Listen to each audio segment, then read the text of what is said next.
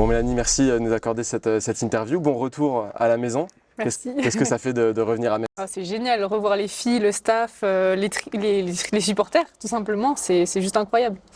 Alors, on va rappeler un petit peu les événements. En avril dernier, tu signais ton premier contrat professionnel. Dans la foulée, on annonçait que tu serais prêté à Saint-Amand.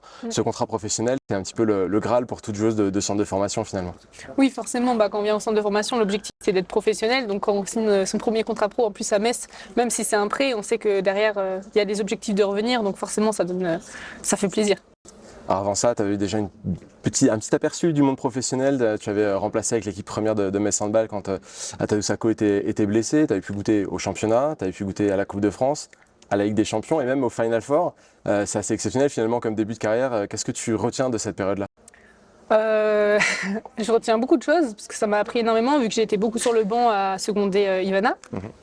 J'ai su apprendre à rentrer dans les moments un peu clés ou des moments un peu serrés où il fallait être là directement. Après, les filles elles m'ont énormément aidée aussi. J'ai appris ce que c'était le monde professionnel à ce moment-là, qu'il fallait encore que je travaille beaucoup plus dur pour pouvoir continuer et pouvoir monter dans la Ligue des Champions justement parce que le niveau est un cran au-dessus encore que le niveau de la LFH. Donc voilà. Alors je l'ai dit, cette année tu es prêté à Saint-Amand pour ta première année professionnelle.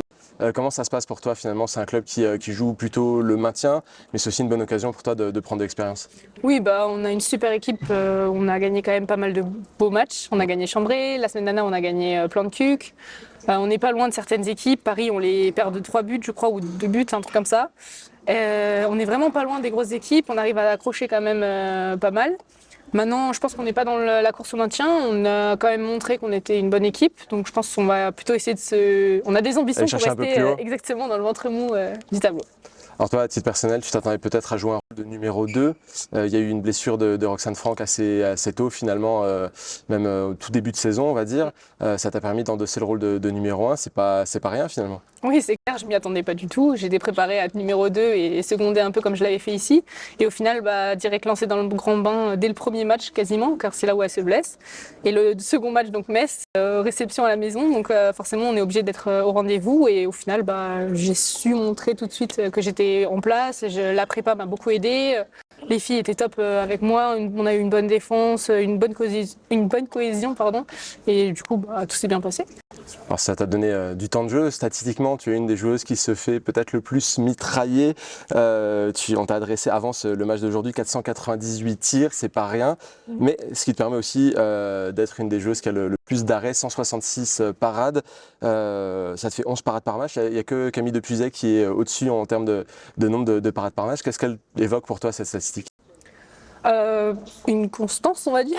J'arrive à montrer que sur chaque match, j'arrive à rester à peu près constante, à montrer la performance. Enfin, j'essaye de ne pas redescendre de niveau, de garder une stabilité et de montrer justement que je suis capable de garder cette stabilité tout au long de la saison et pas juste sur 1 ou 2 matchs importants. Et même sur des gros petits des fois où il y a des belles prestations qui sont réalisées de temps en temps. Alors on l'a dit, vous êtes en train de jouer une saison qui est intéressante. Vous êtes dans un groupe, finalement, toute la deuxième partie de tableau est dans un groupe assez homogène. Il y a Stella qui est un petit peu loin derrière, mais il y a aussi Nice, Mérignac, Strasbourg, Toulon qui sont dans la lignée avec vous pour aller chercher des places. Tu l'as dit, il y a peut-être quelques places à aller chercher en faisant de bons résultats. Et là, vous allez avoir des matchs, des confrontations directes avec ces équipes-là. Il y a Mérignac et la Stella qui approchent les 2 prochains matchs. Ouais. Vous les abordez comment? Comme on a abordé ce match où on a beaucoup de rigueur, on va essayer de défendre fort, attaquer, on va faire jouer un peu de tous les côtés, essayer de prendre des risques aussi, des relances, des engagements rapides. On essaie d'avancer aussi là-dessus, parce que c'est un truc qu'on a eu du mal en première partie de saison. Donc on est en train de travailler là-dessus et je pense qu'on va tout donner comme au match aller. Donc Stella et Mérignac, on va les prendre comme chaque match un après l'autre et comme il se doit. Alors, tu investis dans cette lutte pour gagner des places avec Saint-Amand cette saison, mais on sait déjà qu'a priori la saison prochaine ce sera plus forcément ta maison dans le Nord. Metz Handball a plus ou moins laissé entendre qu'il y aurait un nouveau prêt pour toi. C'était une déception d'apprendre que tu n'allais pas pouvoir avoir ta chance ici à Metz? Forcément, j'étais un peu déçue parce que l'objectif c'était de revenir ici. Après, je sais que j'ai encore beaucoup à travailler et donc il n'y a pas de souci. Je vais encore prendre une année et travailler en espérant que l'année d'après, pourquoi pas revenir.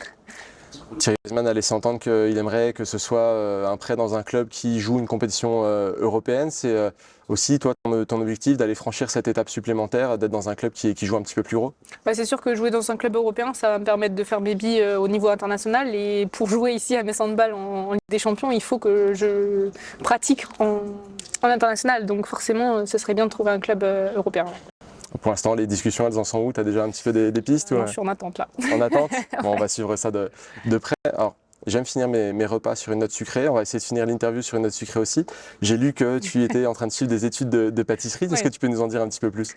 Je suis une formation en ligne sur le CEF de pâtisserie du coup où j'ai tous mes cours en ligne et en même temps j'ai un partenaire du club qui me permet de faire de la pâtisserie avec lui. Donc Cake by Chris, il me prend tous les moments où j'ai du temps libre en fait dans mes journées. C'est assez compliqué aussi.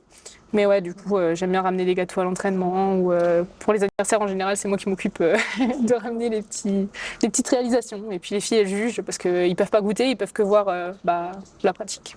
On aurait dû en parler avant, on aurait peut-être eu des gâteaux pour le match contre Metz. On en reparlera peut-être à l'occasion dans un Dragon Mag. Merci beaucoup Mélanie, en tout cas on va continuer à suivre ta progression, peut-être ton futur prêt dans une équipe européenne, on va suivre ça et puis aussi la saison avec Saint-Amand.